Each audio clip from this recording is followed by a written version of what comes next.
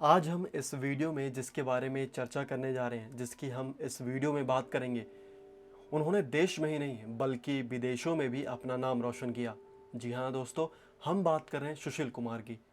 सुशील कुमार का पूरा नाम सुशील कुमार सोलंकी है।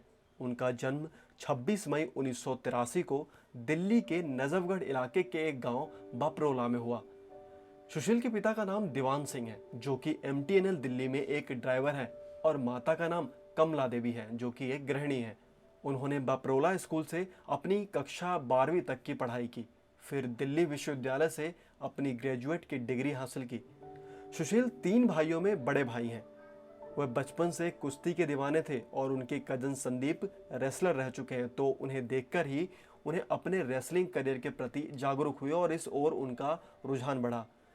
परंतु बाद में उनके कजन संदीप ने रेसलर छोड़ दी, क्योंकि उनका परिवार वित्तीय स्तर पर सिर्फ एक ही रेसलर को सपोर्ट कर सकता था। सुशील ने मात्र 14 वर्ष की उम्र में छत्रसाल स्टेडियम में पहलवानी रेसलिंग सीखी। उन्होंने यह अखाड़े रेसलिंग स्कूल में भी सीखी थी। उन्होंने कम आर्थिक मदद और सामान्य ट्रेनिंग फैसिलिटी से अपना कौशल बढ़ाया। वे एक फ्री स्टाइल रेसलर बने। इस दौरान उनके परिवार ने इस बात का पूरा ध्यान रखा कि उनके खान पान में किसी भी प्रकार की कमी न हो और उन्हें पूर्ण पोषण मिले। सुशील पूरी तरह से शाकाहारी हैं। उन्होंने अब तक के करियर में अनेकों प्रतियोगिताएं जीती और देश के नाम कई मेडल जीते हैं। सुशील कुमार ने अपने पहलवानी करियर की शुरुआत छत्रसाल स्टेडियम के अखाड़े से की। मात्र 14 वर्ष की छोटी आयु से ही कर दी थी। इस दौरान उनके विभिन्न कोच रहे। इस अखाड़े में उन्होंने यशवीर और रामफल से और बाद में अर्जुन अवार्ड विनर सतपाल से पहलवानी के दांवपेच सीखे। इसके बाद इंडियन रेलवे में उन्होंने ज्ञान सिंह और राजकुमार बैसला गुज्जर से ट्रेनिंग ली। 2010 कॉमनवेल्थ गेम्स के बाद सुशील की शादी हो गई। जी हाँ, एक इंटरव्यू में सुशील ने बताया है कि जब सगाई के दौरान ही उन्होंने पहली बार सावी को देखा था, तो वे समझ गए थे कि दोनों की अच्छी जमेगी। इसके बाद वर्ष 2011 फरवरी में दोनों की शादी हो गई। आज सुशील और सावी के जुड़वा बेटे भी हैं।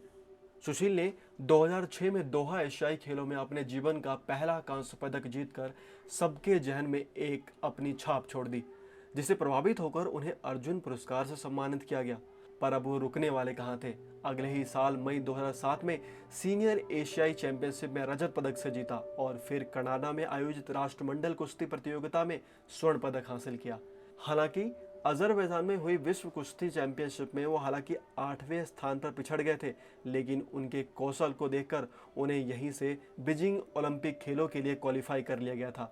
ओलंपिक खेलों के लिए पटियाला के राष्ट्रीय क्रीड़ा संस्थान में विदेशी कोच से ट्रेनिंग लेने वाले सुशील ने ओलंपिक में भाग लेने वाले भारतीय कुश्ती महासंघ ने सुशील कुमार की बेलारूस के परीक्षक हाल्देमीर की देखरेख में बेलारूस में 3 हफ्तों तक कड़ी मेहनत करवाई।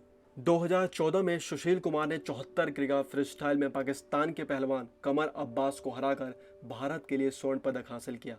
उसके बाद 20 अगस्त 2008 बीजिंग ओलंपिक में हुए मुकाबले में सुशील ने कजाकिस्तानी पहलवान लियोनिद को अच्छी टक्कर देते हुए तीसरे राउंड में मुकाबला 2-2 पर जाकर समाप्त हुआ। नतीजा निकालने के लिए टॉस किया गया, जिसके आधार पर लियोनिद को पहला दांव खेलने का मौका दिया गया, मगर सुशील ने उन्हें अपने दांव में उलझाकर बाजी मार ली। अंतर्राष्ट्रीय कुश्ती के इतिहास में यह पहला मौका था जब किसी भारतीय पहलवान ने टाई ब्रेक में टॉस हारने के बावजूद जीत हासिल की।